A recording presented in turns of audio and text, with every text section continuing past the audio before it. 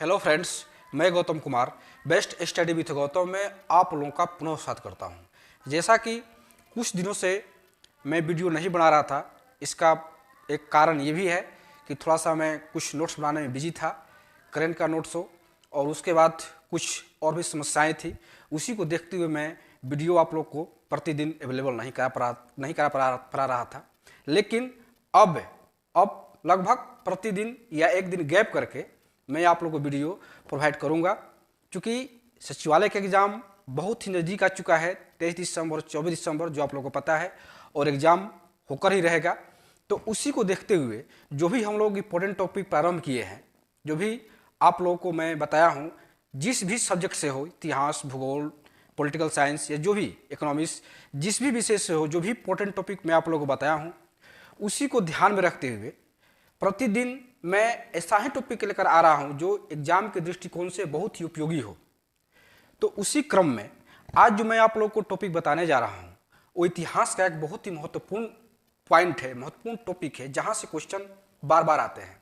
देखिएगा आप लोग, गुप्त साम्राज्य से क्वेश्चन हर बार पूछे गए हैं। तो मैं आज आप लोगों को गुप्त साम्राज्य के बारे में यहाँ पर डिस्कस करूँगा, और आप लोग देखिएगा कि इससे क्वेश्चन कैसे बनते हैं। क्वेश्चन इसमें से गुप्त वंश में से ये हो सकता है, गुप्त वंश का संस्थापक कौन है, गुप्त वंश का प्रथम शासक ऐसा कौन था जिसने महाराज धिराज की उपाधि धारण की, या चंद्रगुप्त द्वितीय के बारे में पूछ सकता है, समुद्रगुप्त के बारे में पूछ सकता है। मतलब इसमें से जो बहुत ही महत्वपूर्ण शासक हैं उन्हीं के बारे में हम लोग को अध्ययन करना है। तो चलिए चलते हैं, गुप्त साम्राज्य को हम लोग अध्ययन करते हैं। तो देखिए, गुप्त साम्राज्य 240 ईस्वी से लेकर के 550 ईस्वी तक, बोले इसको समझ लेते हैं, 240 ईस्वी से 550 ईस्वी, इसी के पीरियड में गुप्त साम्राज्य के बारे में हम लोग को पढ़ना है। तो इसको हम लोग पहले देखते हैं कि इनके कौन कौन से शासक हुए, मतलब शुरू से लेकर के अंतिम शासक कौन हुए। उसके बाद गुप्त वंश के बाद परवर्ती शासक भी हुए हैं, लेकिन पहले गुप्त वंश का प्रथम शासक कौन और अंतिम शासक कौन, इसको देखते हैं। तो देखिए, प्रमुख शासक यहां पर मैं लिख दिया हूं। देखिए, पहले हैं श्रीगुप्त, उसके बाद चंद्रगुप्त प्रथम, फिर समुद्रगुप्त, फिर चंद्रगुप्त द्वितीय, इन्हीं को विक्रमादित्य कहा जाता है। फिर कुमारगुप्त प्रथम, स्कंदगुप्त, पुरुगुप्त, कुमारगुप्त द्वितीय, बुद्धगुप्त, नरसिंह बालादित्य, भानुगुप्त, वैन्यगुप्त, कुमारगुप्त तृतीय। देखिए, कुमारगुप्त प्रथम, फिर कुमारगुप्त द्वितीय, फिर कुमारगुप्त तृतीय, उसके बाद विष्णुगुप्त, ये अंतिम शासक थे। ये पूछता है कि गुप्त वंश का अंतिम शासक कौन है, तो विष्णुगुप्त। गुप्त वंश का प्रथम शासक कौन है, श्रीगुप्त। अब हम लोग चलते हैं वंशावली। कुछ प्रमुख शासक के माता का नाम क्या था, पिता का नाम क्या था, कुछ प्रमुख शासक हम लोग देख लेते हैं। जैसे देखिए, चंद्रगुप्त प्रथम और कुमार देवी इसकी पत्नी थी। चंद्रगुप्त प्रथम की पत्नी कुमार देवी, इससे जो शासक पैदा हुआ उसका नाम है समुद्रगुप्त। मतलब समुद्रगुप्त के पिता का नाम चंद्रगुप्त प्रथम और उनकी माता का नाम कुमार देवी, पहली बात ये। उसके बाद समुद्रगुप्त की पत्नी दत्त देवी थी। दत्त देवी समुद्रगुप्त की पत्नी, इनके दो शासक हुए, दो बेटे हुए, चंद्रगुप्त द्वितीय और रामगुप्त। ये भी याद रखना है, रामगुप्त और चंद्रगुप्त द्वितीय। तो रामगुप्त की पत्नी थी ध्रुव स्वामिनी, इसको थोड़ा सा ध्यान से देखिएगा आप लोग। रामगुप्त की पत्नी ध्रुव स्वामिनी थी, लेकिन बाद में रामगुप्त की पत्नी ध्रुव स्वामिनी से चंद्रगुप्त द्वितीय शादी कर लेता है। कुछ ऐतिहासिक कारण हुए, कुछ शासकों द्वारा आक्रमण हुआ, तो रामगुप्त ने अपनी गद्दी छोड़कर के भाग गया। उसी को देखते हुए चंद्रगुप्त द्वितीय ने ध्रुव स्वामिनी से विवाह कर लिया। तो इसलिए चंद्रगुप्त द्वितीय की दो पत्नियां हुई, एक ध्रुव स्वामिनी और एक कुबेरनाग। तो ध्रुव स्वामिनी से कुमारगुप्त प्रथम, जो कि यहां पर है कुमारगुप्त प्रथम, एक शासक हुए, और कुबेरनाग से एक पुत्री पैदा हुई, इनका नाम था प्रभावती। तो कुमारगुप्त प्रथम इनके पुत्र हुए। तो बस इतना ही हम लोग को देखना है। ऐसे सबका वंशावली है, लेकिन सब नहीं पूछता है एग्जाम में, बस यही 2-3 शासक पूछता है, इनकी माता का नाम क्या है, पिता का नाम क्या है। तो आप लोग यहाँ पर देख लिए होंगे। अब हम लोग चलते हैं, जो शासक है उनके बारे में कुछ मोटी मोटी बातें समझ लेते हैं कि कौन से शासक से कौन सी बातें संबंधित है। तो पहला है श्रीगुप्त, गुप्त वंश का संस्थापक। ये पूछता है गुप्त वंश का संस्थापक, लेकिन अगर ये पूछे कि वास्तविक संस्थापक कौन है, तो वास्तविक संस्थापक चंद्रगुप्त प्रथम, जो कि देखिए चंद्रगुप्त प्रथम यहाँ पर है, ये वास्तविक संस्थापक है, और श्रीगुप्त क्या है, ये गुप्त वंश का संस्थापक है। अगर ऐसे पूछे गुप्त वंश का संस्थापक तो श्रीगुप्त, और वास्तविक संस्थापक तो चंद्रगुप्त प्रथम। अब देखिए महाराज की उपाधि किसने की? श्रीगुप्त। महाराज की उपाधि श्रीगुप्त। लेकिन अगर ये पूछे कि महाराजा धीराज की उपाधि तो चंद्रगुप्त प्रथम। ये भी ध्यान देना है, महाराज की उपाधि श्रीगुप्त लेकिन महाराजा धीराज की उपाधि चंद्रगुप्त प्रथम। बस श्रीगुप्त में यही बात याद रखनी है। उसके बाद चंद्रगुप्त प्रथम को देखते हैं। चंद्रगुप्त प्रथम ने गुप्त संवत चलाया 319 AD में। 319 ईस्वी में चंद्रगुप्त प्रथम ने गुप्त संवत चलाया। अब देखिए चंद्रगुप्त प्रथम के राज्यारोहण की तिथि 319 AD जो गुप्त वंश के शासक चंद्रगुप्त प्रथम ने गुप्त संवत चलाया। इसका कारण ये है कि उसी वर्ष यानी 319 में ही चंद्रगुप्त प्रथम का राज्यारोहण होता है, मतलब उसी साल गद्दी पर बैठते हैं। इसलिए उसने 319 ईस्वी को क्या किया? गुप्त संवत चलाया। अब देखिए गुप्त संवत 319 AD तथा शक संवत 78 AD में 241 वर्ष का अंतर है। अगर कैलकुलेशन कीजिएगा तो 241 वर्ष का अंतर आता है। अब चलते हैं समुद्रगुप्त। चंद्रगुप्त प्रथम में बस इतनी ही बातें पूछता है। समुद्रगुप्त चलते हैं।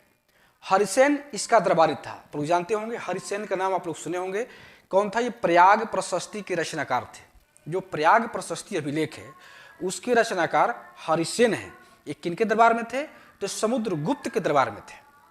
और कौन सी इंपॉर्टेंट बातें हैं? उपाधि। इसने कौन सी उपाधि धारण की? भारत का नेपोलियन। भारत का नेपोलियन किससे कहा जाता है? समुद्रगुप्त को। ये किसने कहा? विंसेंट स्मिथ द्वारा। विंसेंट स्मिथ द्वारा, एक इतिहासकार थे विंसेंट स्मिथ, उसने समुद्रगुप्त को भारत का नेपोलियन कहा। ये बहुत ही इंपॉर्टेंट क्वेश्चन यहां से बनता है। उसका उपाधि है कविराज। उसका उपाधि लिच्छवी दौहित्र। लिच्छवी दौहित्र मतलब पुत्र, लिच्छवी का पुत्र। मतलब यहां देखिए, हम लोग यहां जब देखेंगे दत्त देवी जिसकी पत्नी थी और समुद्रगुप्त किसका पुत्र था? कुमार देवी, जो लिच्छवी की थी, तो इसलिए इसको कहा गया है लिच्छवी दौहित्र। उसके बाद है इनकी उपाधि है वीणा प्रेमी। मतलब ये जो वाद्य यंत्र बजाते थे समुद्रगुप्त, वीणा बजाते थे, मतलब वीणा के बहुत बड़ा प्रेमी थे, इसलिए इसको वीणा प्रेमी कहा गया है। उसके बाद वसु बंधु मंत्री था। इसके दरबार में एक मंत्री का नाम आता है, उस मंत्री का नाम है वसु बंधु। ये बात आप लोग याद रखिएगा, वसु बंधु। अगला पॉइंट, इसने 6 प्रकार के सिक्के जारी किए। ये भी बहुत ही यहाँ से क्वेश्चन बहुत इंपॉर्टेंट पॉइंट है, क्वेश्चन बार बार पूछते हैं। इन्होंने 6 प्रकार के सिक्के जारी किए। 6 प्रकार के सिक्के का मतलब ये हुआ कि जो 6 तरह के सिक्के थे उनमें सिक्के को जो छपाई होती थी वो चित्र के तहत उसको पहचाना जाता था। इसे 6 प्रकार के चित्र थे। जैसे देखिए, एक है गरुण, फिर धनुर्धर, परशु, अश्वमेघ, व्याघ्रहंता, वीणावादन। कहने का मतलब ये हुआ कि जो 6 प्रकार के सिक्के से वीणावादन का मतलब ये हुआ कि जो समुद्रगुप्त सिक्के चलाए थे उसमें जो चित्र बना था सिक्के पर, उसमें समुद्रगुप्त वीणा बजाते हुए दर्शाए गए हैं। मतलब उसमें समुद्रगुप्त वीणा लेकर के अपने हाथ में और बजा रहे हैं, वैसा चित्र सिक्के पर किया गया है। व्याघ्रहंता का मतलब ये हुआ बाघ को मारते हुए चित्र, बाघ को मार रहे हैं उसमें चित्र दिया गया है सिक्कों पर। तो इसी तरह से अश्वमेघ है, अश्वमेघ करते हुए चित्र दिया गया है। धनुर्धर धनुष और बाण चलाते हुए चित्र है। तो इस प्रकार के 6 प्रकार के जो चित्र हैं इनके सिक्कों पर, तो समुद्रगुप्त के जो सिक्के जो प्रचलन में लाए थे वो सिक्के 6 प्रकार के सिक्के चालू किए। तो 6 प्रकार के सिक्के आप लोग को याद कर लेना है, गरुण, धनुर्धर, परशु, वीणावादन, व्याघ्रहंता और अश्वमेघ। लेकिन अगर ये पूछे कि मयूर शैली के सिक्के किसने चालू किए और वृषभ शैली के सिक्के किसने चालू किए, तो मयूर शैली के कुमारगुप्त प्रथम और वृषभ शैली के स्कंदगुप्त। कहने का मतलब ये हुआ कि कुमारगुप्त प्रथम जो सिक्के चालू किए उस पर सिक्के की जो छपाई होती थी, उस पर सिक्के के जो चित्र होते थे मोर के चित्र थे, यानी मयूर शैली यानी मोर के चित्र उस सिक्के पर थे। लेकिन जब स्कंदगुप्त ने सिक्के जो छपाई किए उसमें वृषभ मतलब सांड, जो हम लोग सांड देखते हैं, वो उस सिक्के पर चित्र उकेरा गया था। तो आप लोग को सिक्के के जो प्रचलन में थे उस सिक्के आप लोग को याद करना है कि कौन से शासक ने किस प्रकार के सिक्के चालू किए। तो 6 प्रकार के कुमारगुप्त, 6 प्रकार के समुद्रगुप्त, कुमारगुप्त मयूर शैली और वृषभ शैली के स्कंदगुप्त। उसके बाद एक शासक का नाम आता है चंद्रगुप्त द्वितीय। समुद्रगुप्त में बस इतना ही हम लोग रखें, इसलिए कि एग्जाम नज़दीक है, इसमें डिटेल हम लोग नहीं जाएंगे, नहीं तो बहुत सारा डिटेल, इसमें बहुत सारे फैक्ट है, उतने फैक्ट पर हम लोग नहीं जा सकते हैं क्योंकि समय कम है। चंद्रगुप्त द्वितीय जिसको हम विक्रमादित्य कहते हैं, जो आप लोग यहाँ देख सकते हैं चंद्रगुप्त द्वितीय यानी विक्रमादित्य। तो इसके बारे में हम लोग समझ सकते हैं। इसके शासन काल को गुप्त काल का स्वर्ण काल कहा जाता है। ये बात बहुत इंपॉर्टेंट है, पूछता है क्वेश्चन कि गुप्त काल के किस शासक को गुप्त काल का स्वर्ण काल कहा जाता है। तो चंद्रगुप्त द्वितीय के जो शासन काल था उसके शासन काल को गुप्त काल का स्वर्ण काल कहा जाता है।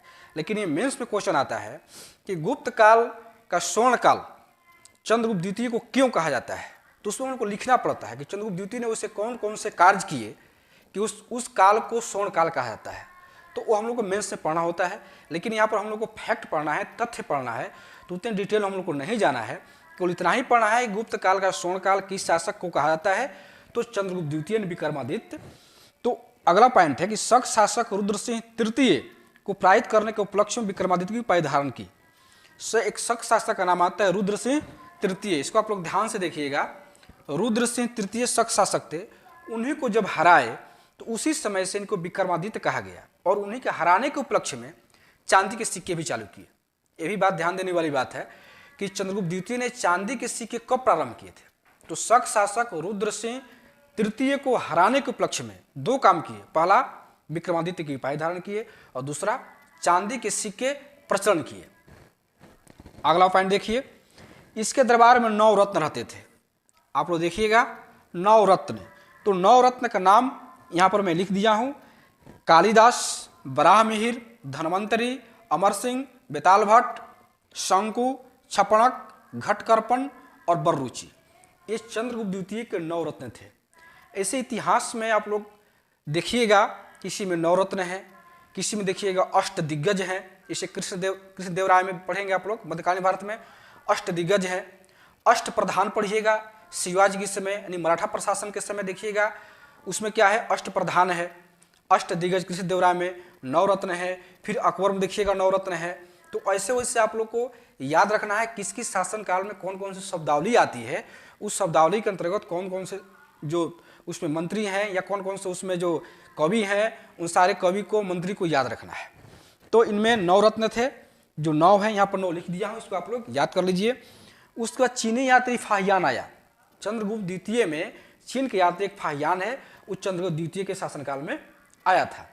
ह्वेनसांग भी एक आया था, आप लोग ध्यान दीजिएगा। ह्वेनसांग भी आया था, कब आया था, हर्षवर्धन के शासनकाल में। वो भी एक चीनी यात्री था। तो ह्वेनसांग, हर्षवर्धन और फाहियान चंद्रगुप्त द्वितीय।